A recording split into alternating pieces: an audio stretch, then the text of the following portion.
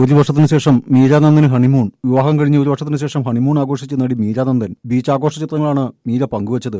Beach postal നിറം വസ്ത്രമാണ് Meera ധരിച്ചത്. Honeymoon അല്പം വൈകിയാണ്. ഒരു നഷ്ടബോധവുമില്ല എന്ന കുറിപ്പും ചിത്രങ്ങൾക്കൊപ്പം മീര പങ്കുവച്ചു. ഇതല്പം കൂടിപ്പോയി, അയ്യോ ഇതെന്ത് ബിക്കിനി തുടങ്ങിയ കമന്റുകളും അനുകൂല കമന്റുകളും ചിത്രത്തിന് ലഭിച്ചു. കിഴക്കൻ ആഫ്രിക്കയിലെ സീഷൽസ് ദ്വീപിലാണ് മീരാനന്ദനും ഭർത്താവ് ശ്രീജുവും ഹണിമൂൺ ആഘോഷിക്കുന്നത്. 2022 ജനുവരിയിലായിരുന്നു മീരയുടെയും ശ്രീജുവിന്റെയും വിവാഹം. വിവാഹശേഷം ഹണിമൂണിന് സമയമില്ല, ഞങ്ങൾക്ക് രണ്ടുപേരും ജോലി തിരക്കിലാണെന്ന് മീര പറഞ്ഞിരുന്നു.